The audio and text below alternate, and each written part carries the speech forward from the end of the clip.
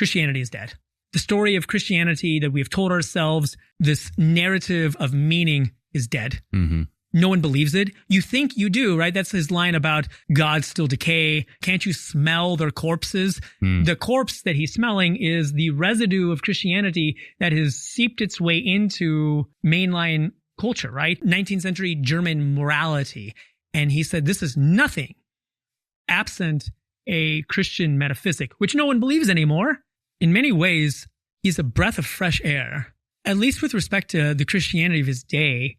He sees how vapid it is, right? He sees how it's a Christianity in a shell, but there's no life there. What I appreciate about the 19th century and the confessional thinkers is we have to constantly recover anew and learn anew what it means to be the inheritors of this rich, beautiful tradition. We always run the danger of just teaching it without teaching what it means, without explaining why this is important, right?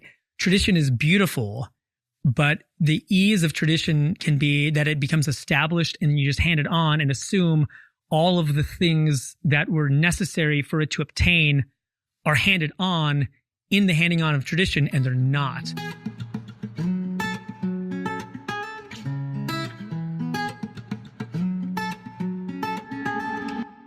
Welcome back to On the Line.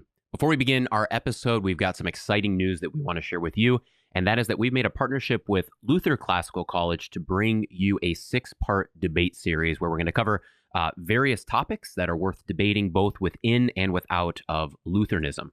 So our first debate is going to take place on August 25th.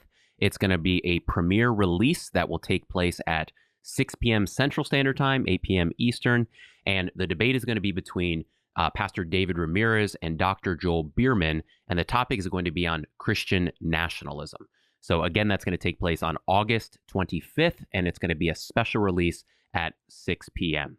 Also, we are very excited that things are looking good for an August 18th release for Lit. So our courses should be available on August 18th.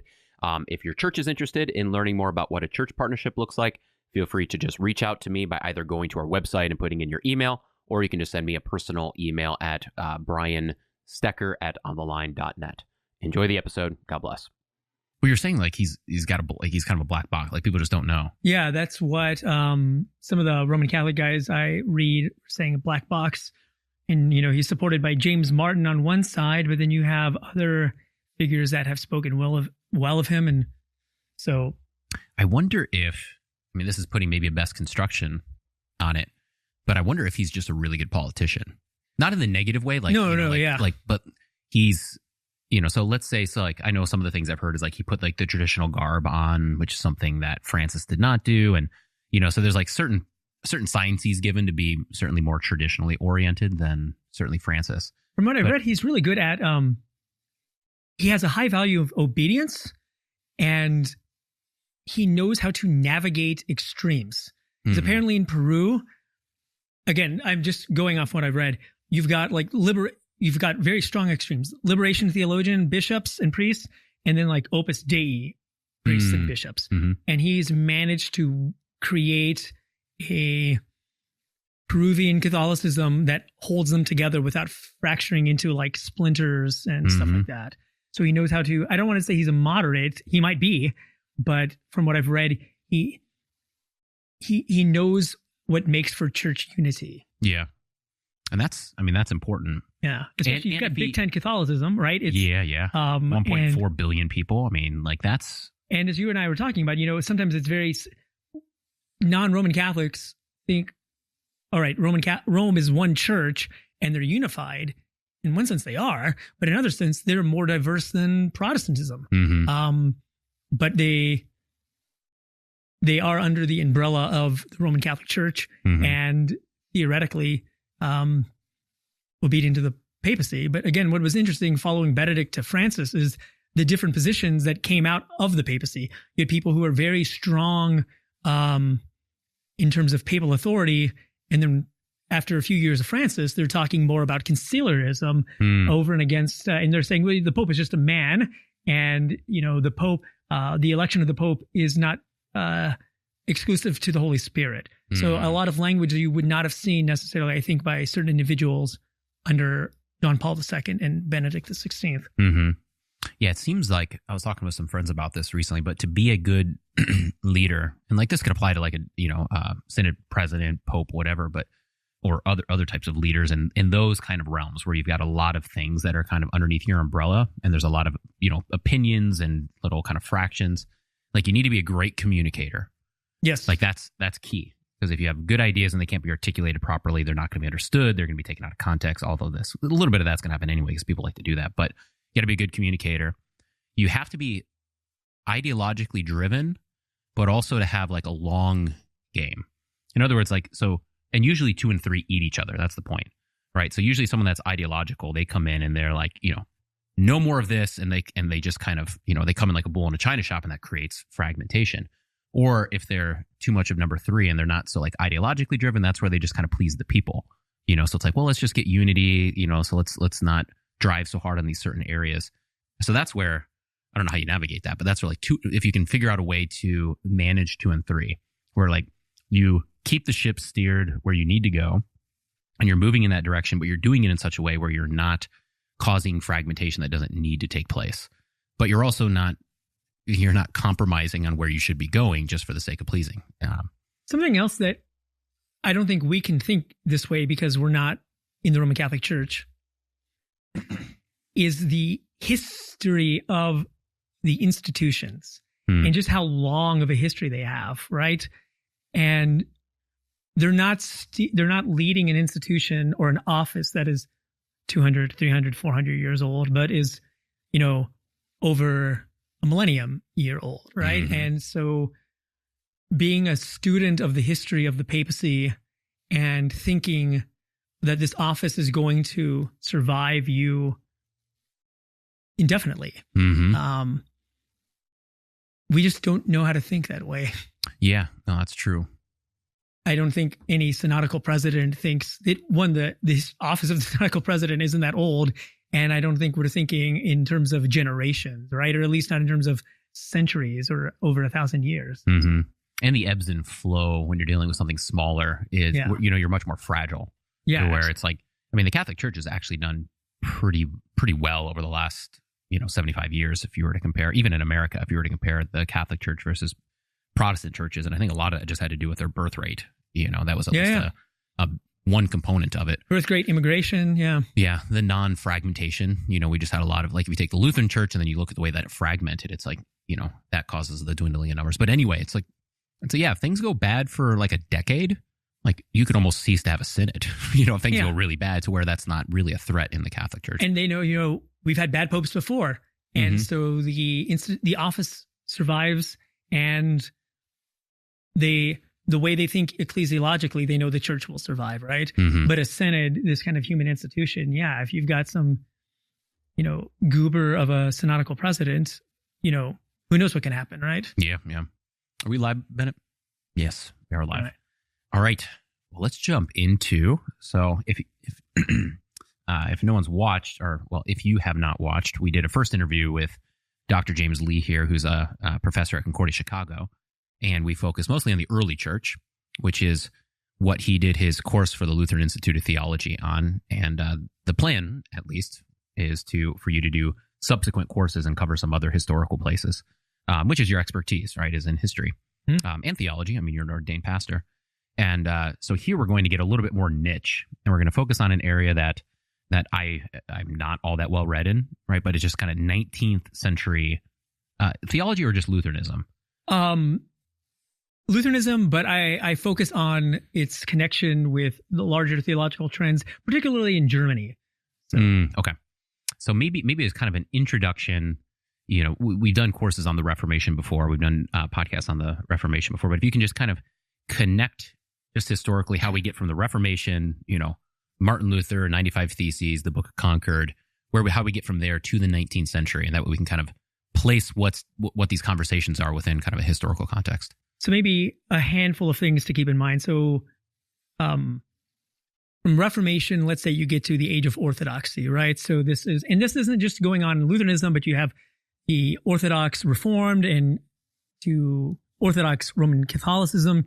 And this is an age where theologians really are able to provide a more precise, articulate, and also dogmatically or doctrinally developed system of thought respective to their own confession. Mm-hmm.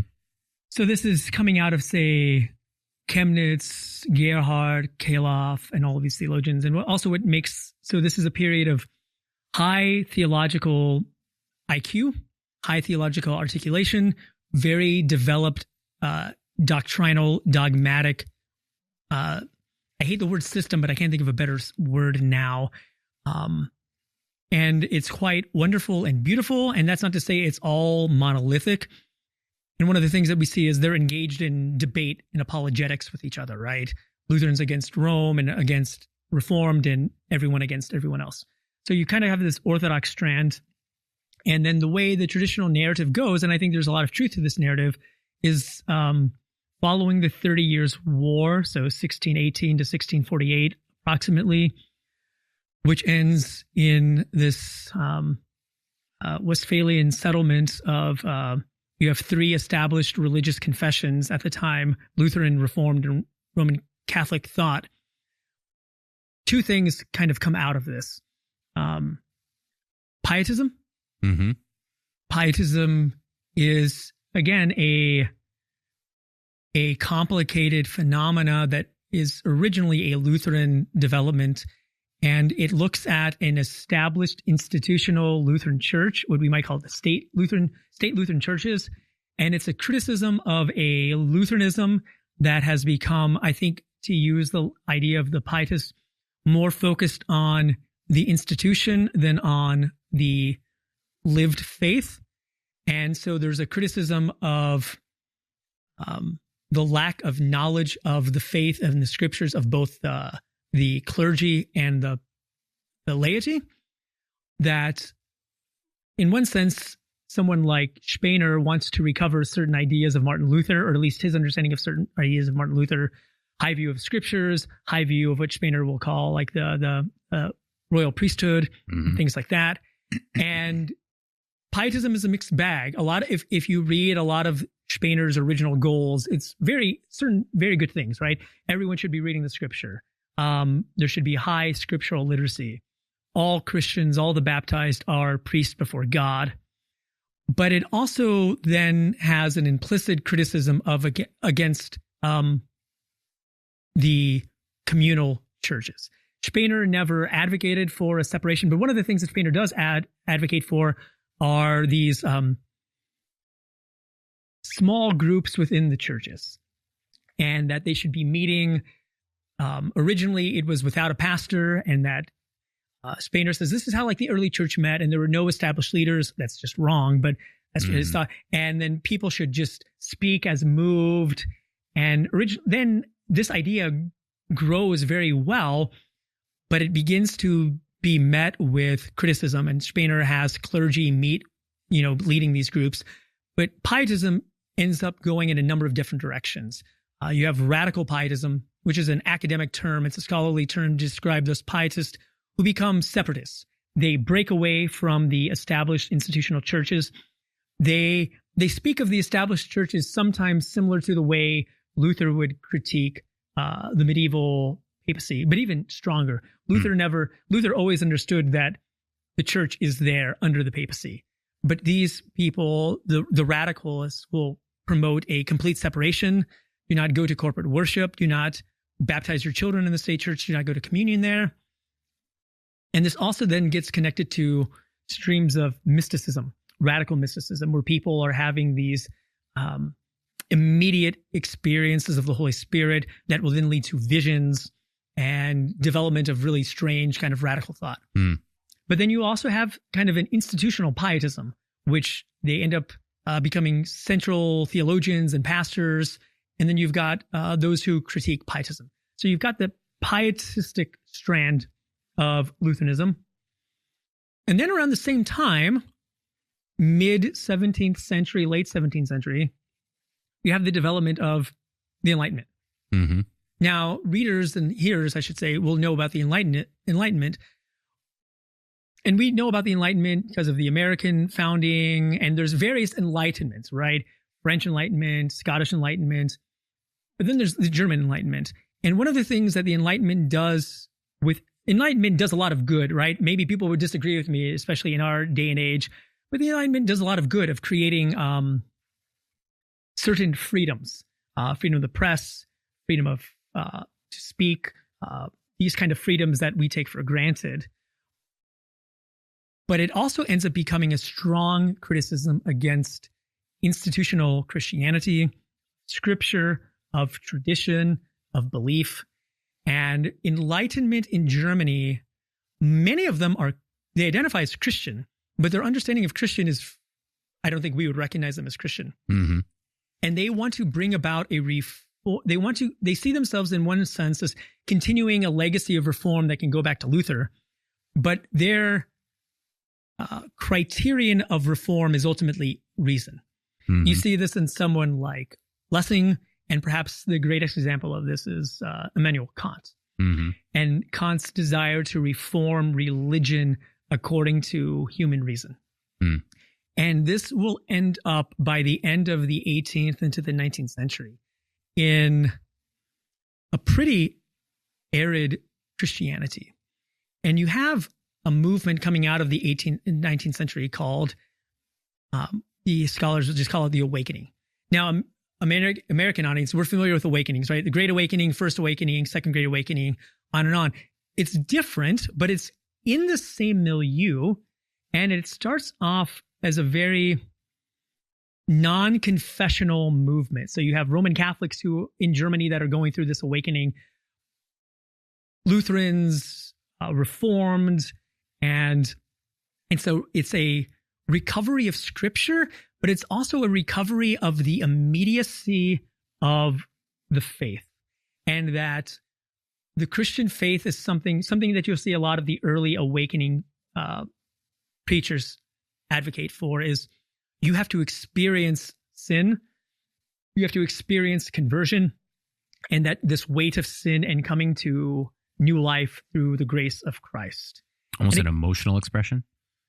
It kind of becomes that way, but I don't think they originally intended to be an emotional experience. But for a lot of these people who've just grown up in the church, mm-hmm. It's a state church. So you are just baptized into the church, and you're perhaps baptized into a arid Enlightenment understanding of Christianity that doesn't emphasize faith. It privileges reason and morality. Morality really becomes one of the key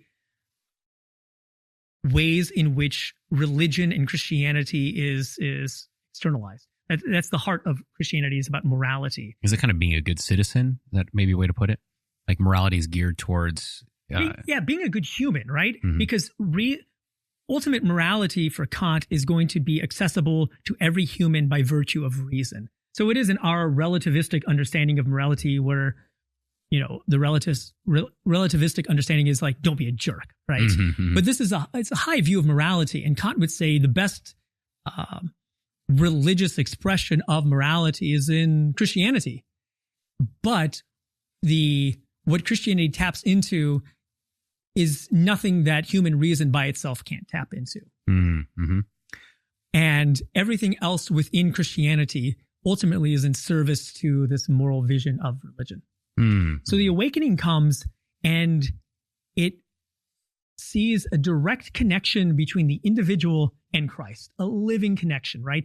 And not just some dry, formulaic understanding of sin as imperfection, but that each person is a damned sinner.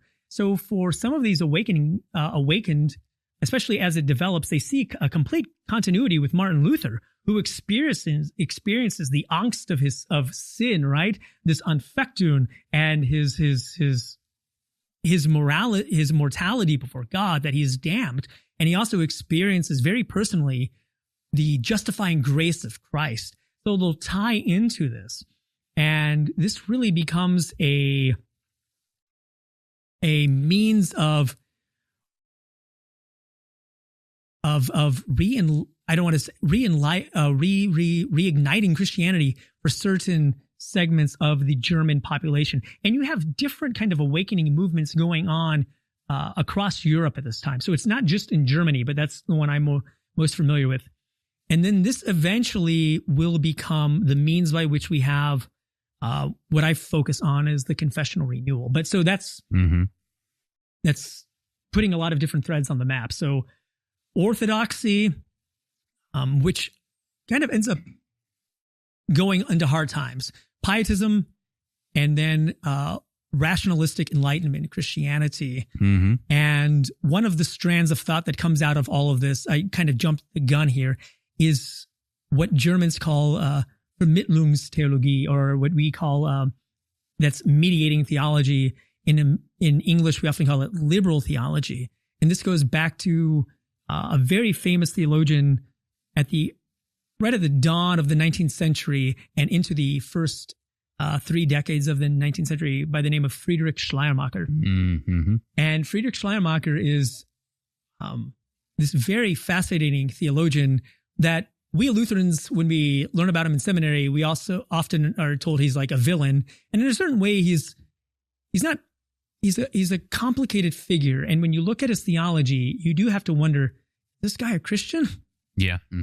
In another way, he helped recover the centrality of faith for many Christians. So a lot of figures that would go on and recover historic Lutheranism see Friedrich Schleiermacher as a necessary step that helped them really see the centrality of faith. But Schleiermacher's understanding of faith is very subjective, and there's this some scholars will call it a veil, the Kantian veil, where you don't really, Schleiermacher ultimately doesn't believe we have an experience of God. We have an experience of the feeling of God, right? So if I insult you, you experience, you have an internal experience of it, like it's an impression, but you don't actually have the experience of the distinct object, right? It's just the internal feeling of what happens. And for Schleiermacher, that's how he talks about faith. And he develops out of it a very robust, in one sense, but completely, I would say, underdeveloped and anemic understanding of Christianity. There's okay. And when Schleiermacher?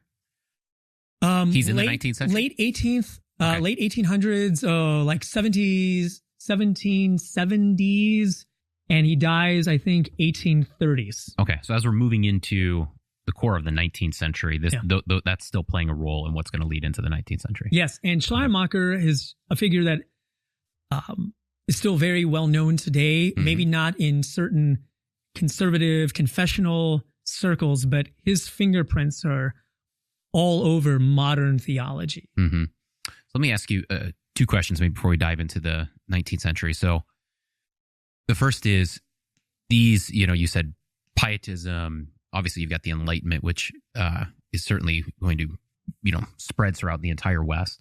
You've got the renewal, right? That's the word you gave to it? Renewal, awakening, same thing. Yeah. How much of those affect, let's say, the Catholic Church, the Roman Catholic Church, other groups of Protestantism, and then maybe even the Anglicans, which have grown up at this time? Like, is this something that's just widespread through the Western Church, or is this more centralized in Lutheranism? Widespread. There's a famous modern church historian by the name of Walter Consar, and I forget the exact name of his book. It's like, I can't remember, but he looks at these different developments that are going on in the 19th century within, I don't know if he looks at Rome, but I know he looks at Lutheranism, he looks at Reformed, he looks at the Anglicans, and even in America, you have this going on with someone like it's called the Mersenberg theology, and there's different Reform movements that are going on that are drawing on the historical sources of their respective confessions. Let me ask you another question. This one's maybe kind of out of left field a little bit, but is it almost necessary that these types of things happen? Because as you're describing this, and this was kind of the same when we went through the first 4 centuries, so much of this is reactionary, right? So it's like when you were talking about the revival, right? Like that's coming out of a reaction of kind of the Enlightenment seeping into the church, which kind of makes it a little bit more arid, I think is maybe the word you said, right? So that takes place, and then this reaction movement happens, which causes another reaction movement. So, I mean, is that something that just happens throughout all of church history? And is that even some of the way that some of these things get formulated properly? Like, is there a way that we can avoid this? It doesn't seem like there's ever a time where there's not reaction against, reaction against, reaction against. I don't want to make the position that all history is cyclical. Mm-hmm. Nor do I want to be labeled as a Hegelian, but I think Hegel has a point where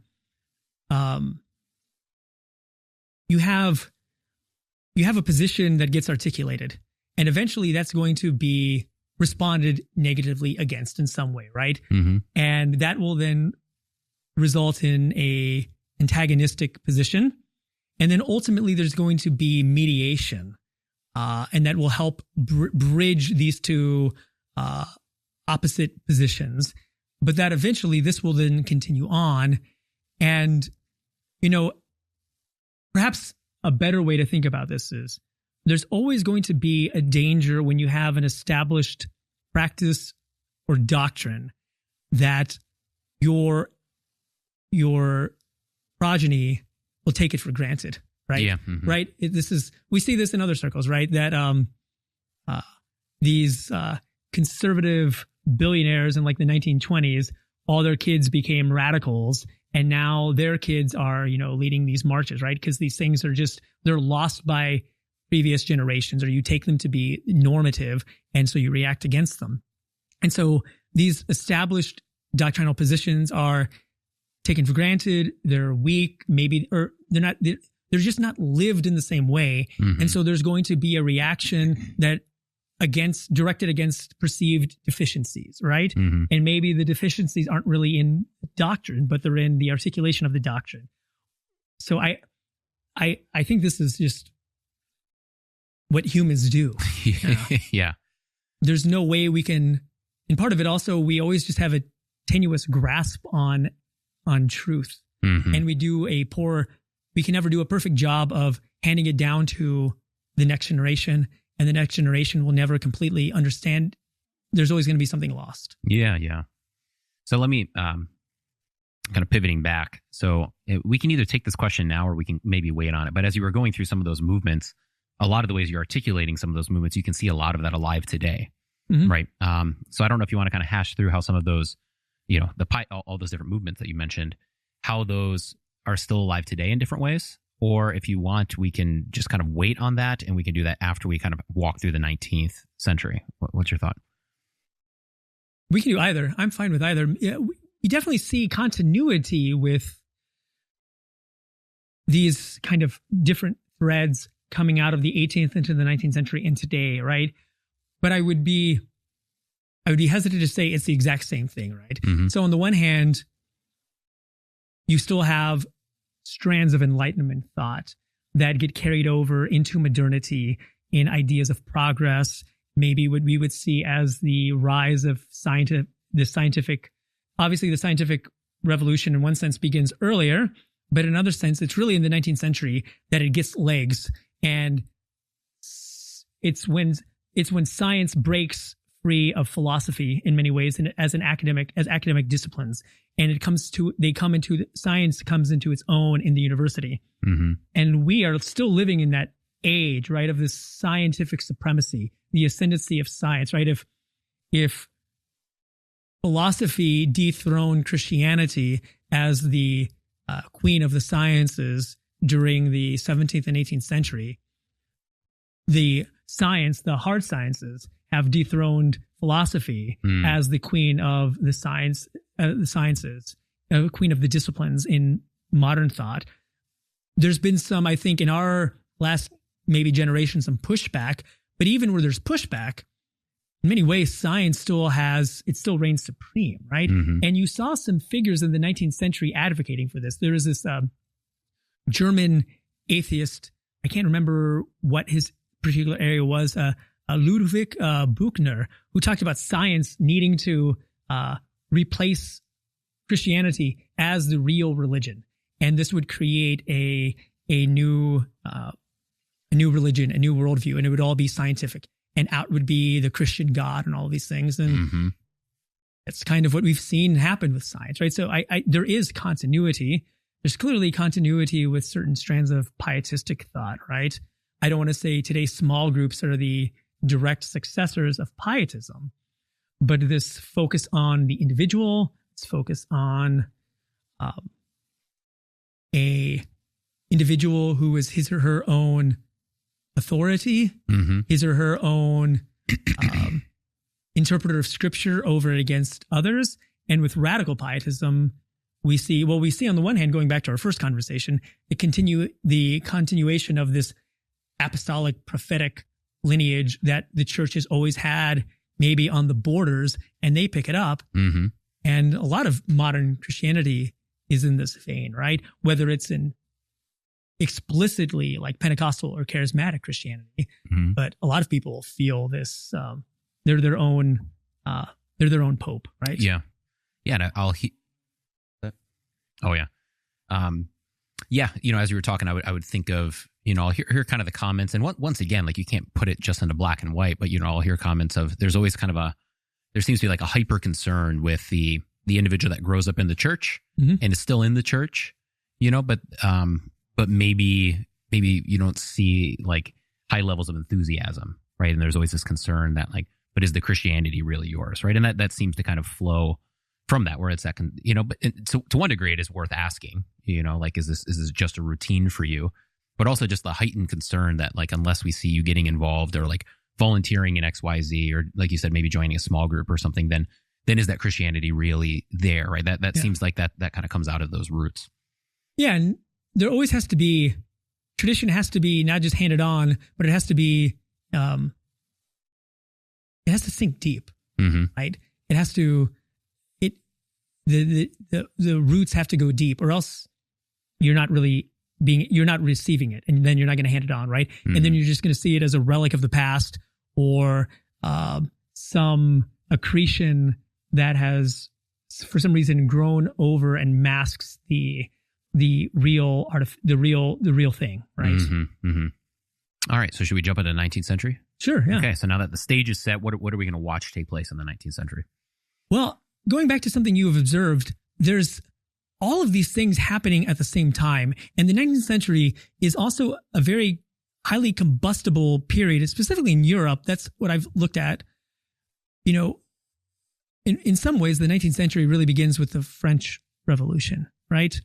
And that is I hate using the word traumatic because everyone talks about trauma, but it's a traumatic event in Europe because it shows that a country with a long monarchy and a long relationship to Christianity, specifically Roman Catholicism, all of that could be upended quickly, right? Very quickly. And that the age of the Enlightenment, right? The French Revolution is really the victory of the Enlightenment very quickly gives rise to the Age of Terror, right? And the guillotine. And this, the aftershocks of the revolution are felt throughout the 19th century. And political figures, ecclesiastical figures are worried because this could happen. And you have ongoing revolutions. You have revolutionary attempts in 1815, in 1830, and then the major ones are 1848 and 1849. What's really fascinating... Are you talking about just in France? No, across. Okay. Across Europe and even globally. 1848 and 1849, you have revolutions going on globally. And it's just, what was in the ozone? What were people breathing in that you have these revolutions? There's this German theologian, he's the first person that I ever heard say it, named by the name of August Filmar. August Filmar was this confessional Lutheran in Hesse. And he said, I'm going to paraphrase, that the French Revolution inaugurated the age of revolution, and it never ends. One revolution just gives birth to the next revolution, and it instills within a people this idea that there's no end for the revolution, right? There's always, it's never going to be perfectly instantiated. And even when it is, then you turn inwards. And this is something you see in the history of the 19th century revolutions is, when you look at the French Revolution, all of a sudden, who's a true Jacobin, right? And that the enemies are no longer the monarchy, but it's within, and you have to purify those within. And I think Filmar sees that the revolution just gives birth to revolution. And this is the antithesis of what Christianity wants. But he's not just focused on Christianity. They're focused on their inherited society, the monarchy, and the established state that they have. And they see that this is all going to be threatened by revolution. So that is in the air in the 19th century. But then you've got these religious revivals, which give birth to eventually more, to use our kind of language, confessional developments. You have it in the Reformed, you have it in Lutheranism, and you also have it in Roman Catholicism. Now, these individuals who are awakened to this living faith and this relationship with Christ and the scriptures, then gets turned to their own respective religious tradition. And in Roman Catholicism, this will give way to like a recovery of certain older forms of piety. Pilgrimages come back in style. Like Enlightenment Catholics were opposed, many of them were opposed to pilgrimages. They thought it was superstitious. They were opposed to a lot of the prayers to the saints, superstitious. But this stuff starts coming back in vogue. And then this is also the age of really the rise of what's called ultramontane theology. That ultramontane means on the other side of the mountains, and it's the Alps, getting into Italy, and on the other side of the mountains, papacy, right? That a renewed view of the papacy. Then, so that it kind of dwindled a little bit. Yes, since the Reformation. Ebbs and flows. And the papacy becomes a unifying figure for many. And in an age of revolution and uncertainty, by the time you get to the 1850s and 1860s, you're going to have people who argue, in this age where everything is upside down and topsy-turvy, we need a figure that can be the unifying figure, I'm mixing metaphors here, the unifying foundation, the foundation and the unifying figure, right, that holds everything together. That's the papacy, right? But then for Lutheranism, this becomes the age of the recovery of the Lutheran confessions. Not that they had been lost necessarily, but for many, the Lutheran confessions were a quasi-political document, because remember, church and state are interrelated. And so the Lutheran confessions are something that are taught, and it's something that you perhaps have to hold to teach or to be a minister of the state in certain areas. But they weren't really a source of doctrine. And some of these awakening figures turn to the confessions, and the way they narrate it, they see that this experience that they've had with Christ in the scriptures is the exact same thing that the Book of Concord articulates, and specifically in the Augsburg Confession. And famously, this Southern German theologian by the name of Gottfried Thomasius talks about this. We realized before we knew that we were Lutherans, even though, they were always Lutheran, but it's this recovery of Lutheranism. And he said, we became Lutherans from the inside. And it's very different than I think any of our experience of Lutheranism. Yeah. Okay. So that's fascinating. There's a ton going on. Let's see here. So how does this play out in, let's say, the Anglican and the Reformed, just to kind of complete that picture, right? Because you kind of articulated the Catholic Church, Lutheranism, just to kind of get a full picture. I really can't speak to anything about the Reformed, but I know you have these pockets of Reformed renewal going on in the lowlands and stuff like that, but I can't speak to that. But 19th century, perhaps the most explicit expression of this are the Tractarians. And the greatest figures we mentioned earlier was John Newman, but you had various other fellows, and they saw that their church that is the head of the church is the King of England, right? And the English church has had various, it it begins in kind of this umbrella church where you have those who want a more Calvinistic Reformed understanding of the church. You had some who wanted a more Lutheran Church of England. You had those who never wanted to leave the Church of Rome, and they end up trying to bring them all together. And there are various kind of developments within the Anglican Church. But by the time of the 19th century, you have these figures who want to go not just back to Cranmer and the Book of Concord, the Book of Common Prayer, but to the Fathers. Because they see much of Anglican thought had been contaminated, or they try to make a certain argument of Anglicanism that sees it as a direct continuity of the early Catholic heritage mediated through English history. Because, the Church of England has their own historic, bishoprics and stuff like that. And so they're trying to make a narrative of Anglican continuity with patristics and saying, no, we are actually the real Catholic Church, and we have maintained an episcopal succession that goes back to the Fathers. And so they're arguing for older liturgical renewal. They're arguing there's a strand of Anglican thought that rejects completely any notion of the bodily presence of Christ in the supper. So they're arguing strongly against that. They're arguing for a view of Eucharistic sacrifice within Anglican theology. And they're trying to argue for a strong episcopacy over and against the King of England. The King of England really isn't the head of the church. And all of these different threads coming together. And the Tractarian movement, also known as the Oxford movement, really kind of breaks apart when Newman leaves and converts to Roman Catholicism. And then other Tractarians will as well.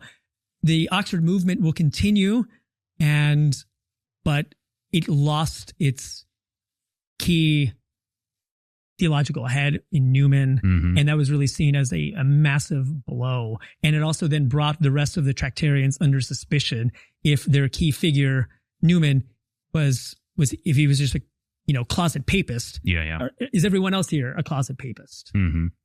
Okay, that's interesting. Let's go back to Lutheranism and the situation in Germany. Are there any kind of key debates that are starting to happen during this time I guess across the spectrum, but maybe particularly theologically? Well, one of the key things that I've yet to mention is the rise of the union movements. And perhaps the greatest expression of this is the Prussian Union, right?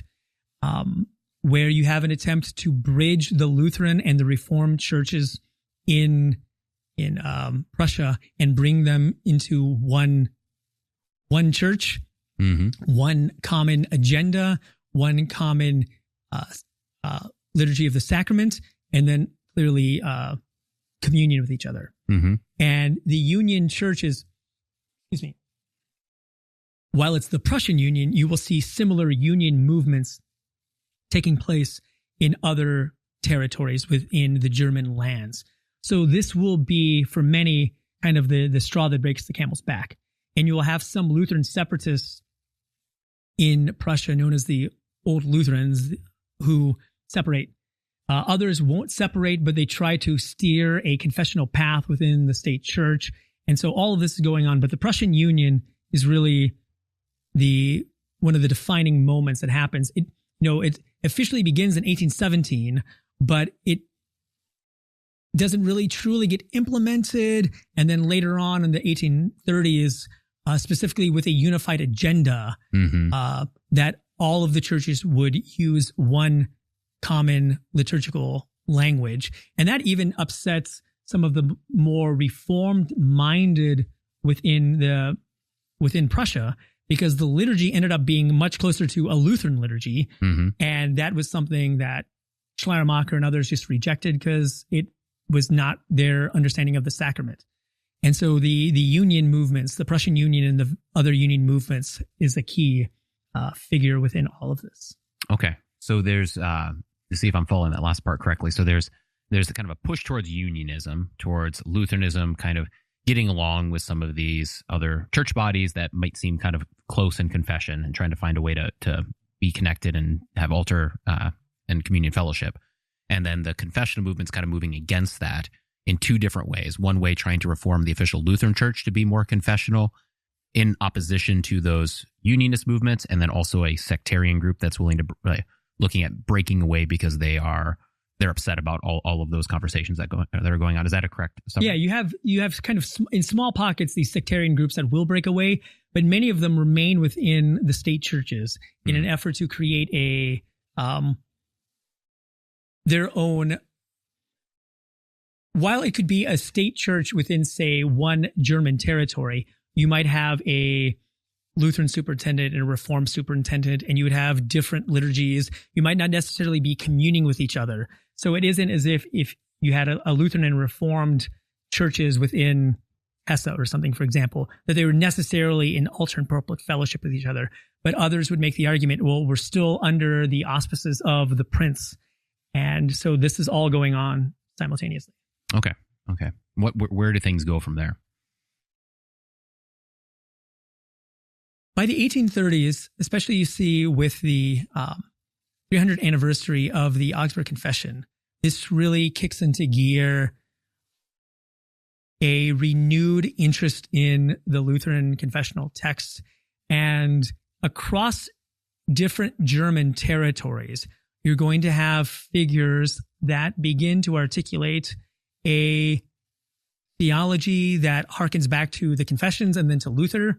And so you have then certain hubs that will become known for this. So in southern Germany, Erlangen, the University of Erlangen and the theology faculty there, the Protestant theology faculty, become a key place for, and perhaps the key institution for Lutheran theology of the time. But then you have various figures in other different geographical locations. You have in Mecklenburg, one by the name of Theodor Kleefoth, who he's a superintendent, so it's kind of like a bishop, and he starts to bring about a reform of the Mecklenburg church. And then you have just various Lutheran theologians across the area. Perhaps the one that most people will know is Wilhelm Lehr, who's a parish pastor in Neuendettelsau, who is not connected to a university. He is not an ecclesiastical leader, but within his own little area creates this confessional liturgical renewal. That's the other aspect that's also going on, often hand in glove with this recovery of the Lutheran confessions, is a recovery of the historic Lutheran liturgies, historic Lutheran hymns, and those things. Mm-hmm. So Walther himself and our LCMS Lutheranism really comes out of this, the early stages of this awakening into the renewal. So that's what ends up, those are the missionaries that end up making it over to America and starting churches in America. Well, you've got the missionaries. So you've got Leah sending out certain missionaries that will go, into Michigan and Iowa. But then Walther and his company, Walther was kind of an awakened pietist. A lot of these awakening, these ones who went through the awakening were quite pietistic in many ways. And then that will eventually lead to, for many, a recovery of confessions. Mm-hmm. So Walther and company are coming out of this pietistic awakening Lutheran movement, but they come over, they aren't necessarily a part of the Erlangen or any of these others, but they're their own different thread of it.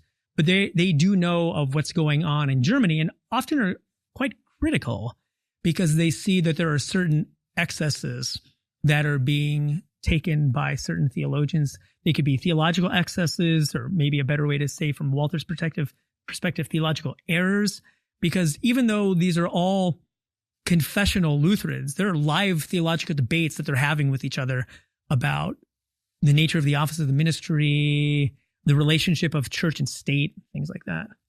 Okay. So confessional subscription is something that they're debating. Yeah. When does Nietzsche come along? He's not till the end of the 19th century, correct? Yeah, he's not to the end.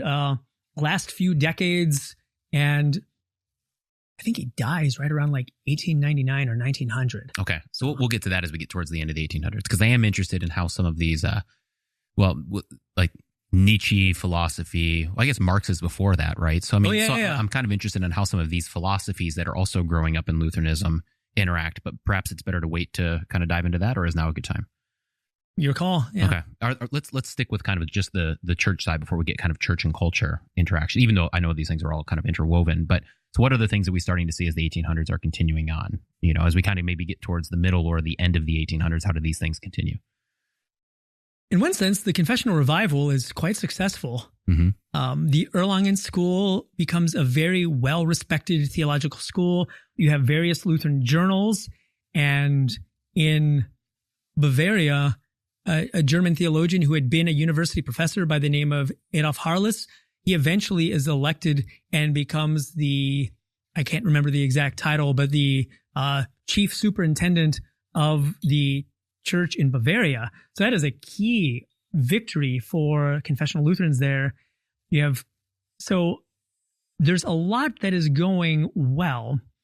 I haven't quite moved on to see how everything starts to fall apart. Mm-hmm. Part of it is there's a conservative political response to the revolutions coming out of 1848 and 1849, mm-hmm. where throne and altar, so that's kind of a term for traditional conservatives, right? A lot of these Lutherans also want they want to retain a monarchy. Mm-hmm. Many of them are anti-democratic. They're anti-liberal, not American understanding of liberal, but the American founding understanding of liberal. And so it's somehow with the rise of Bismarck, and then this will then lead to the dissolution of a lot of these throne and altars, and eventually the rise of the unified German nation state mm-hmm. is going to be the end of a lot of hopes and dreams for confessional Lutherans. One of the things that scholars have marked, I haven't studied this as much, I've focused more on the theology, but one of the things that marks confessional Lutherans, according to certain scholars, is their willingness to be involved politically. Mm-hmm. They were, after the revolutions, they saw that it wasn't just theology that was potentially compromised. It was their entire social order. Mm-hmm. So they're very supportive of their princes or their kings and the maintenance of the order that they had. Now, by this time, the order had undergone a lot of changes itself following Napoleon and the demise of the Holy Roman Empire and these things. But they want to maintain an aristocracy. They want to maintain kings or princes, or they want to maintain a state church. Sometimes you have voices who want to move away from a state church because they view that this would potentially be good for a more robust expression of Lutheranism, but not everyone's on the same page with that. Okay. So they've gone through these revolutions. What is the non-confessional group? What's kind of their talking points? So those, to speak in kind of a crass term, we can maybe call state theologians. A lot of them, I shouldn't say a lot. What we see happening is often those who are more of a liberal, who advocate for a more liberal theology, also advocate for a more liberal political life. And again, traditional liberalism, not modern liberalism. More like democracy than... Yes. Okay. Not always. And a lot of the developments going on in mid and late 19th century European life are heralded as good things and true signs of progress. So the creation of constitutions, rights that are obtained through various constitutions and bills, these kind of things are going on alongside of other kind of early industrial developments and progress, are hailed as good things. Mm-hmm. And so eventually, by the time we get to the later end of the 18th, 19th century, mainstream theology is just swimming along with the currents of modern progressive life in Europe. What are some of those kind of theological tenets that are going along with that? So something we have to keep in mind, in our day and age, many people who study theology will study theology at institutions like seminaries that are distinct from state-run universities. But in Germany, theology is taught at state institutions. There is a whole university revolution that begins in the first decade of the 19th century. And for theology to stay at these universities, theology has to become scientific. And what that ultimately ends up being in many ways is much of theology is focused on either making good ministers of the state because they're going to go and serve churches on behalf of state. And maybe that sounds very pejorative, and I don't necessarily mean it to be pejorative. Mm-hmm. So it's very practically oriented. Okay, yeah. And then kind of high academic theology is really historical. Mm-hmm. Historical studies, historical critical, biblical criticism, study of the development of Christianity. And by this point, in Germany, most of the major theologians would argue that Christianity is a historically conditioned religion. It is not holding on to these doctrines that have been revealed by Christ to the apostles and handed down throughout the church. No. These doctrines have been shaped and informed by historical circumstances, often with the idea that they were influenced by pagan, that is Greek Hellenistic thought, and that the Christianity of the late, early, and medieval actually is a deterioration of an earlier, more pristine Christianity. Okay, so are there two different things going on there? Is there one that's because you see some of that today too, right? Where it's kind of, we were talking about that when we were looking at the early church, right? But there's not just an infatuation or a love for wanting to learn the church father, but there's this idea of like, if we can just get back to the earliest church, right? Yes. And if we can look like the book of Acts, right? Then that's that one spot of purity that we can get to before we have kind of all of this convoluted history and da-da-da-da. So is that one thing that's going on, is kind of like, let's return to that?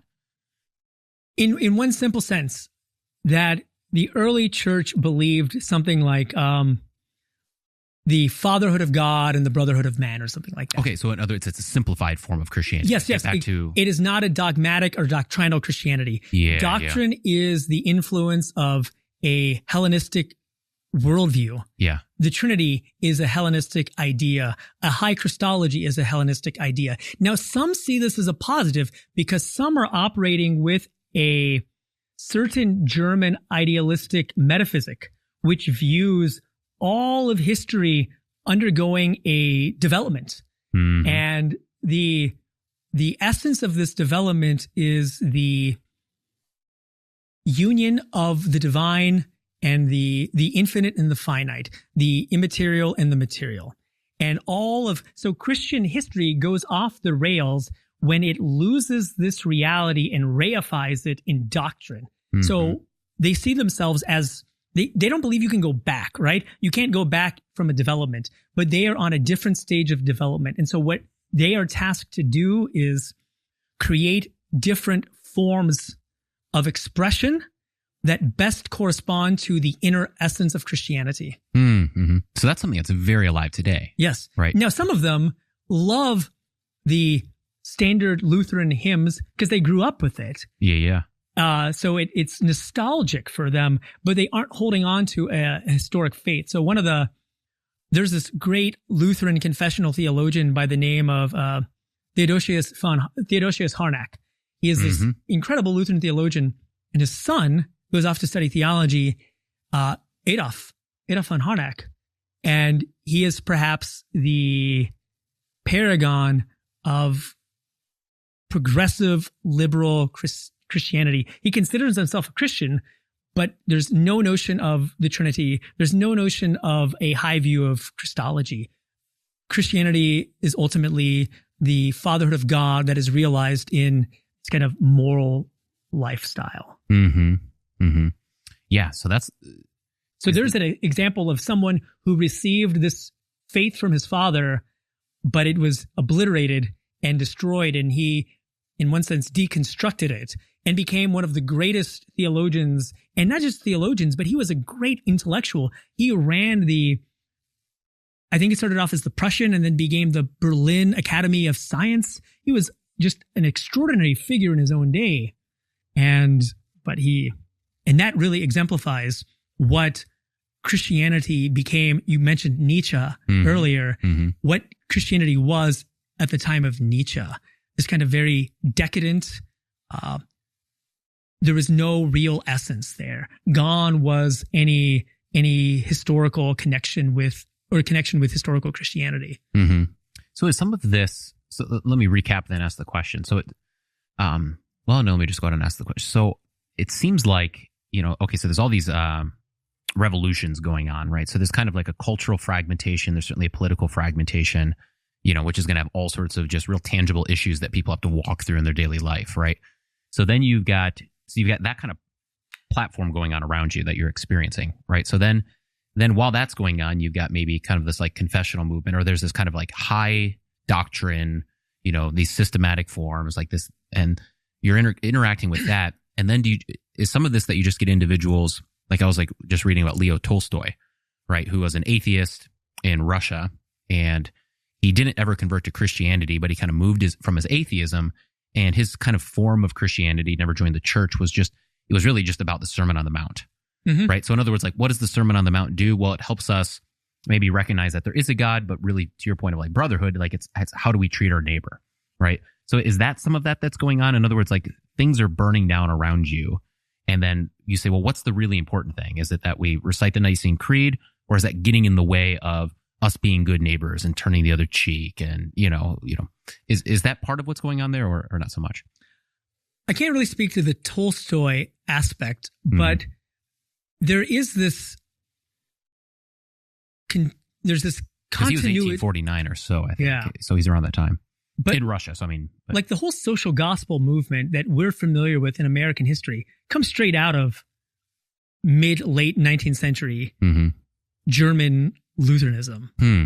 There's a direct, because Christianity the essence of Christianity becomes, it's funny, this is how, in one sense, Enlightenment Christianity wins, because even though there are many stages that happen, and Schlimmacher in one sense was a critic of the rationalistic religion. He sees that that idea of religion as really dry and doesn't speak to man. It lacks, he would say it lacks beauty. It lacks poetry. It doesn't speak to who we are. We aren't just these rational creatures.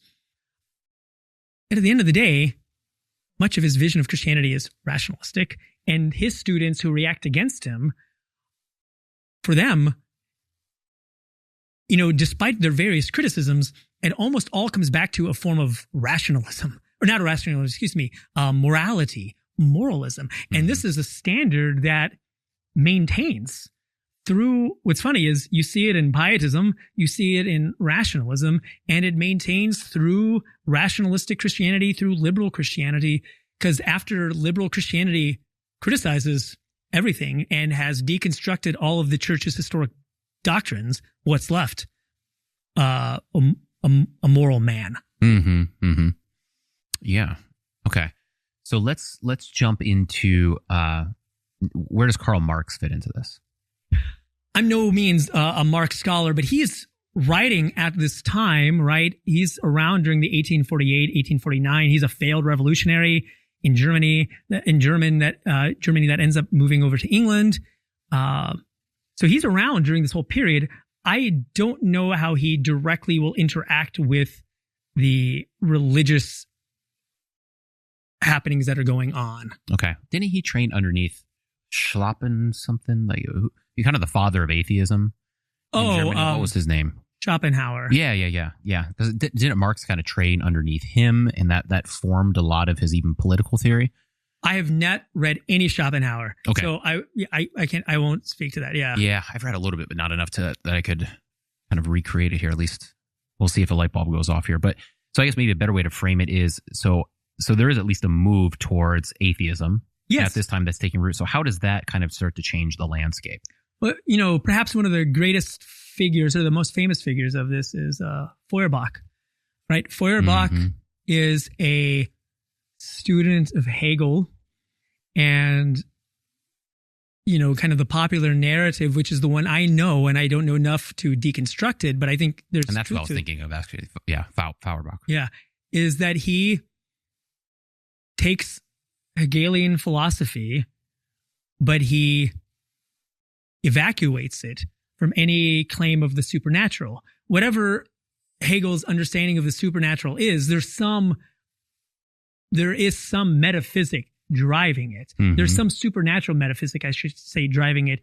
And Feuerbach, he understands everything very anthropocentrically, right? So Feuerbach's famous line is, all religion is anthropology. Mm-hmm. What does he mean by that? When you study the history of religions, this is the age of the study of the history of religions, right? Everyone is doing that.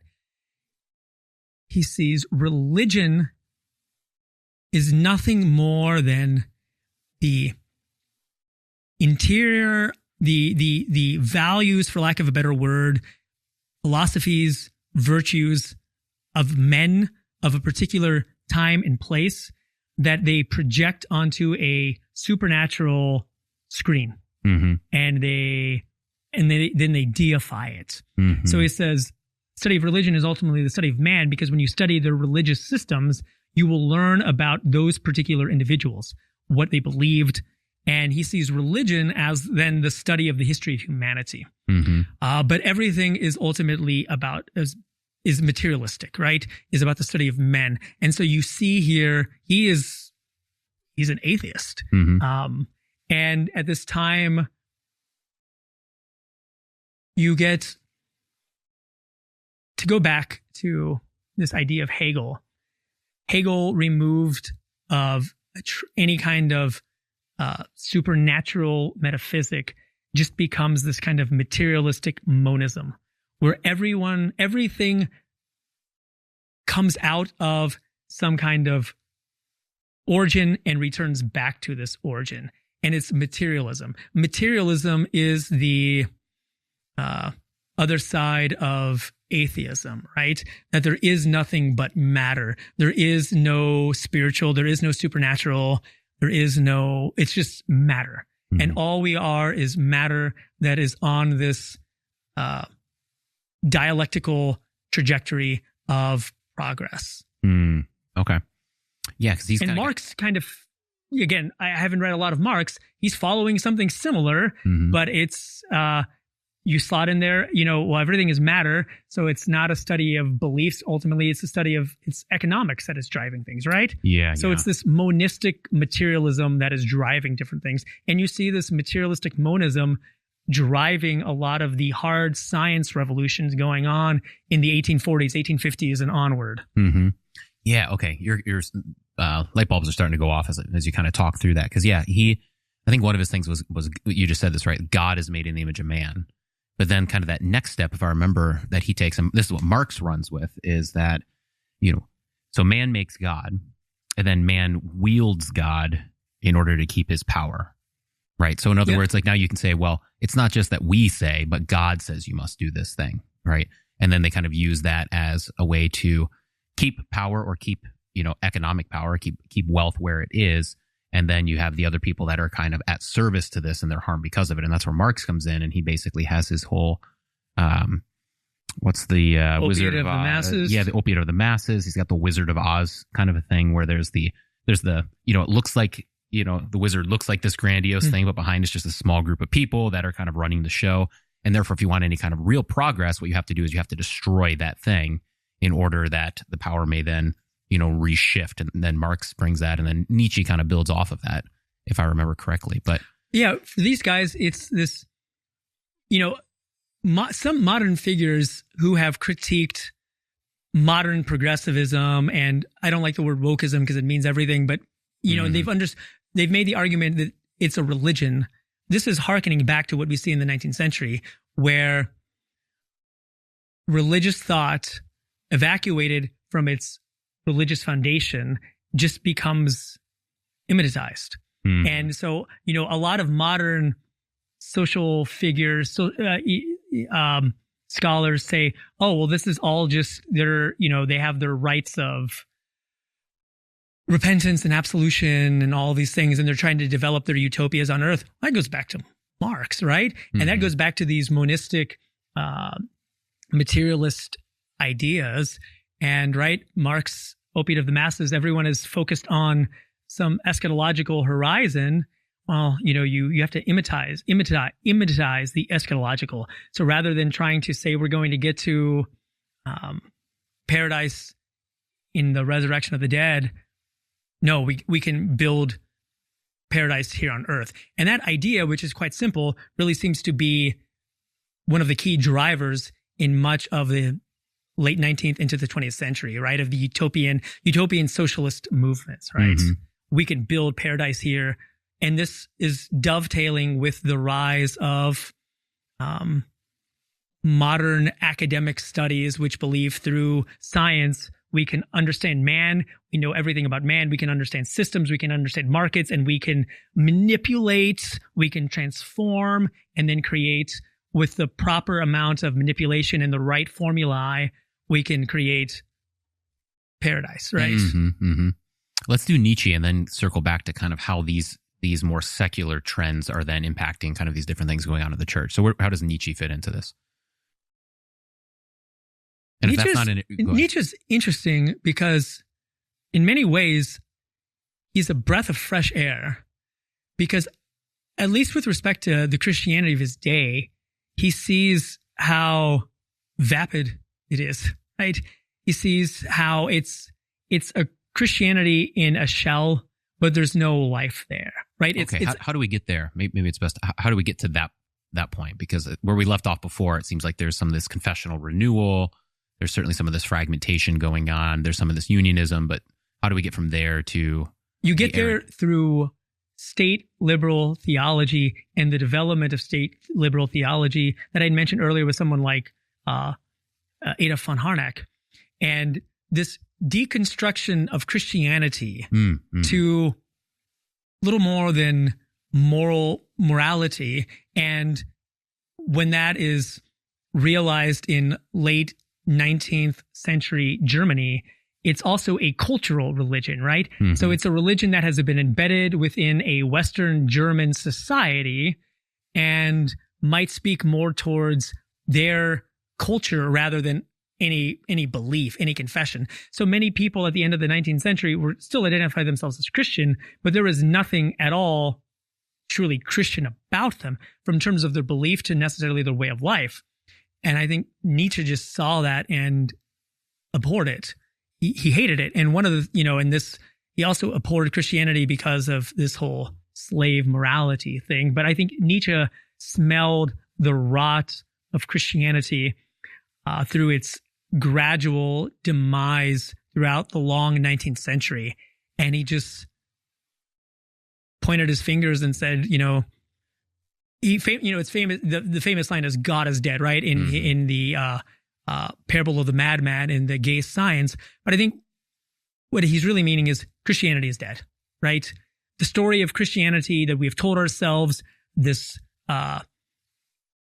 narrative of meaning is dead. Mm-hmm. No one believes it. You think you do, right? That's his line about gods still decay. Can't you smell their corpses? The corpse that he's smelling is the residue of Christianity that has seeped its way into mainline culture, right?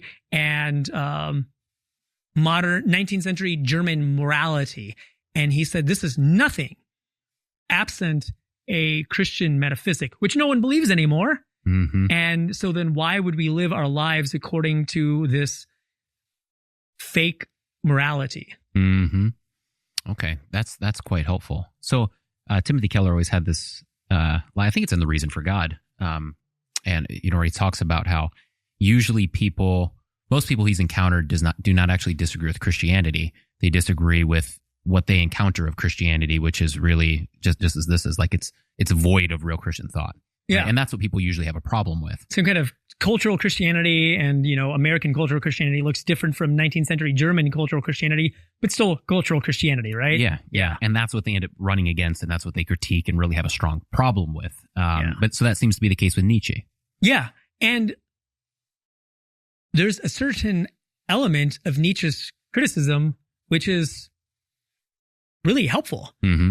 I had a professor at Yale who is not necessarily an Orthodox Christian, but, he said he really learned Christianity in reading the Bible, reading Luther, and reading Nietzsche, because the criticisms that Nietzsche brings against Christianity really focus on not making Christianity into some kind of superficial cultural thing. And I'm not saying there shouldn't be a cultural aspect of Christianity or anything like that, but Nietzsche shows the danger of what happens when Christianity and its connection to culture dies, but you still have this husk or this shell. Yeah. Right? Yeah, I think there's an interesting story with Nietzsche I just heard the other day. I really do kind of want to look into it more, because the more, when you first encounter Nietzsche, right, from a kind of Christian perspective, it's usually just, Nietzsche bad, Nietzsche atheist, something like that. And then of course you get some other individuals that are public that have a kind of a love for Nietzsche. But it seems like he's a very complex character coming out of a very complex time in history.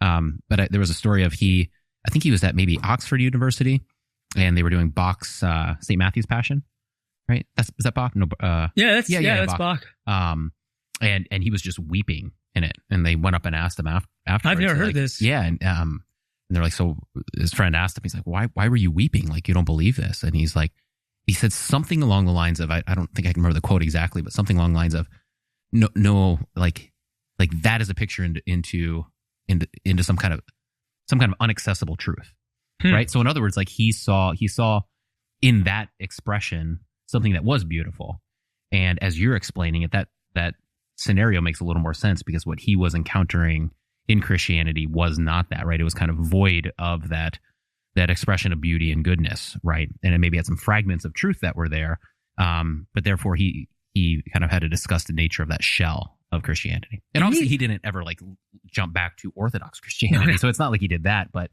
that there was still something maybe there of like a longing for something that had been lost.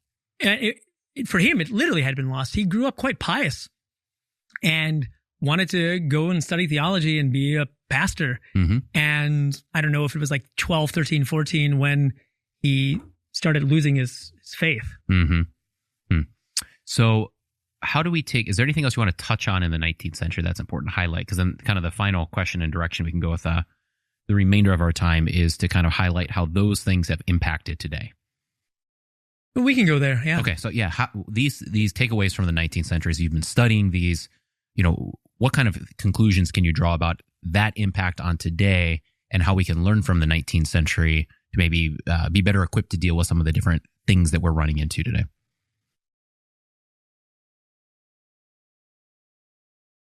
We have to be careful of the danger of going back to just what we were immediately talking about, of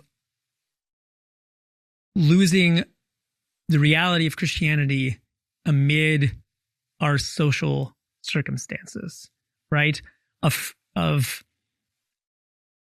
thinking, and maybe a lot of people don't think this anymore, but I think maybe 10 or 20 years ago, Christianity is not this.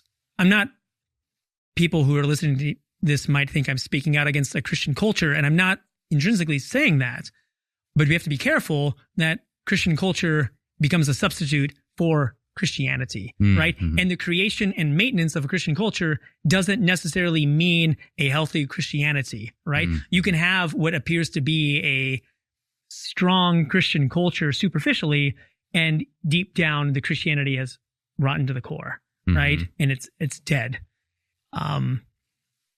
And that is something that I think we have to be careful of. And what I appreciate about the 19th century and the confessional thinkers is we have to constantly recover anew and learn anew what it means to be the inheritors of this rich, beautiful tradition.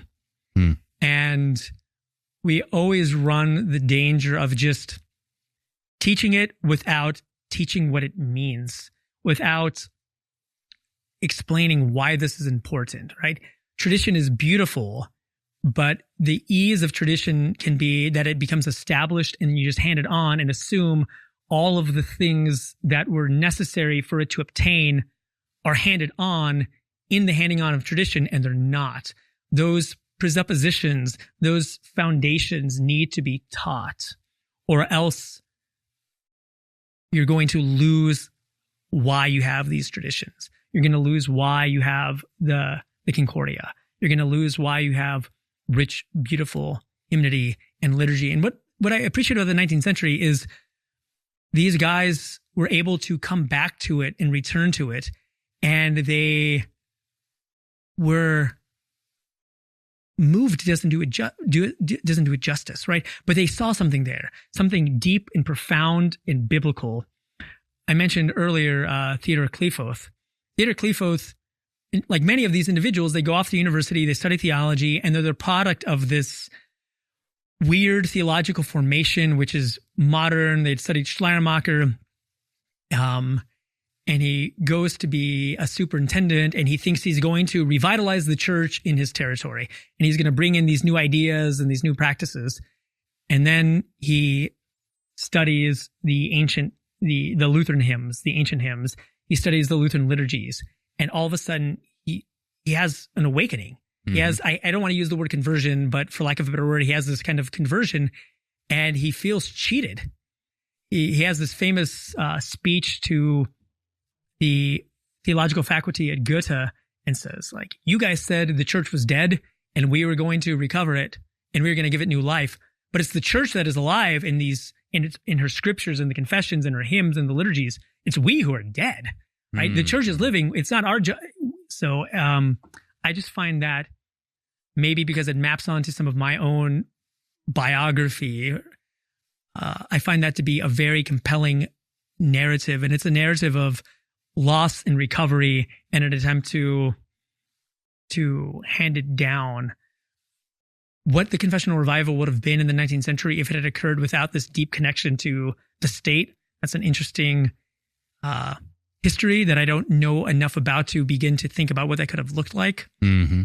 But the other thing that the 19th century makes me aware of is thinking about that, how they were so connected to their political landscape. And they just took it as axiomatic.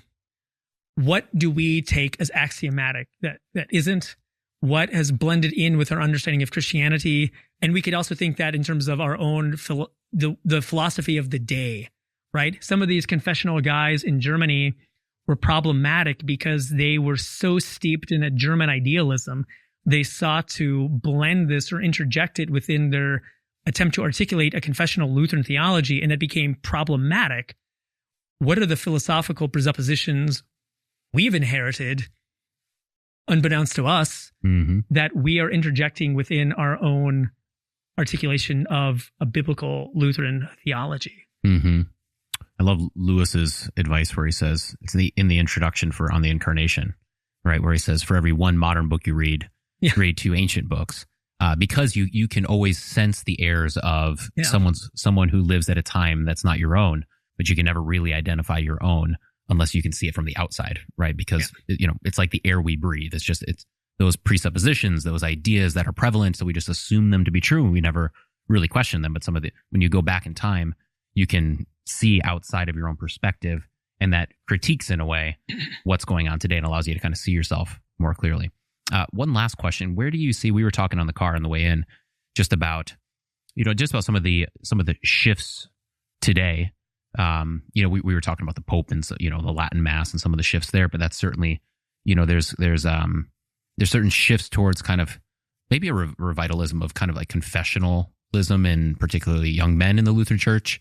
You obviously see it in the Catholic Church, seems to be happening in the Orthodox Church as well. What's his name? Francis Chan. How do you follow him? He's like he's been a pretty big public speaker more in like the non-denominational movement, some more evangelical, but even he's just started reading the Church Fathers and he's like, wait a second, guys, like there's something with the sacraments here. And that was about 2 years ago when it came out, and I haven't followed the story much, right? But there's a lot of those movements kind of across the board. So I'm just interested in where you see us now and where you see us kind of going. I'm not good at envisioning things. Mm-hmm. I couldn't, if you said, what would this room look like if we painted it red? I can't do it. So it's hard for me to look at things in the future. And, I thought about 15 years ago, we were on this path of a liturgical renewal and recovery. And maybe we are, but that's also happening lock and step with other dynamics in our church body, right? Mm-hmm. And I don't know how to hold those two things together. And so it seems, but that seems to be going on in global Christianity as a whole. There's the recovery of the Latin Mass, but globally, the fastest growing forms of Catholicism are kind of a charismatic Catholicism in parts of Asia, Latin America, Africa. I can't speak if there's charismatic Christianity in Africa, but in Latin America and in parts of Asia, there are, right? And charismatic Christianity is the fastest growing expressions of Christianity in large parts of the developing world. And so we see these two trends happening together. Do they just constitute parallel trends of Christianity? And if so, maybe we have two kind of parallel trends in Missouri Synod Lutheranism of a confessional renewal, liturgical renewal, and a evangelical, I don't know what to call, evangelical renewal. Mm-hmm. But at least in Lutheranism, these two can't seem to get along, right? Mm-hmm. They're constantly antagonistic with each other. And I don't know if they can get along. Maybe they can. That's beyond my pay grade. Mm-hmm. But how do these things maintain? I think we have such a rich liturgical heritage, and I think we keep on tripping over ourselves. Yeah. And I'm excited that there are certain people. One of my criticisms are certain figures in kind of this liturgical renewal in Missouri Synod were really gung-ho, and they were just following the liturgical renewal of the Roman Catholic Church. And there's good things that happened in the liturgical renewal of the Roman Catholic Church, but they were completely ignorant of, maybe completely ignorant is really harsh, but it seems as if they had little knowledge of the rich liturgical heritage that these 19th century guys were really trying to recover, that there's a deep heritage there that, I'm not as familiar with myself, and that certain figures like Filmar, Cleofoth, and others were really trying to recover both hymnic, in terms of hymns and in terms of liturgy, Lutheran Gregorian chants, Latin masses, and things that had constituted rich historic Lutheran expression. And it just seems we're completely ignorant of that. Mm-hmm. And that there seems to be some interest in recovering an authentic expression of historic Lutheranism. Mm-hmm. So I'm interested to see what that shapes out to look like. But Luther and the early Lutheran reformers, in one sense, there's a continuity with late medieval Catholicism, but there's also strong points of discontinuity, right? We reject the Eucharist, we reject the sacrifice of the Mass, we reject the canon of the Mass, we reject other things too. And I just hope this renewal can hold to these things that made our Lutheran liturgical life Lutheran, and we just don't go back to a 14th century missal on one hand and a 1960s missal on the other hand, and an evangelical vine church on the other hand, right? Yeah. Hermann Sasse really said there's not ever going to be like a renewal if we don't understand the 19th century. And maybe I just believe that because I studied the 19th That's your century. area, yeah. Yeah. But I think there's something there theologically and liturgically that I hope we can recover. Well, within the next 2 years, I think we'll get a lit course from you covering this time frame. We'll see. I know one of the guests you've had on before, Sean Denzer, has done some work with the rich liturgical treasures that we have. So we need to give him funding and a team of other scholars so they can do some of this good work. Yeah. Well, I'm into that. Yeah. All right. Well, Dr. James Lee, thank you very much. This has been great. It has been my pleasure. Thank you for having me. Yeah. Cheers.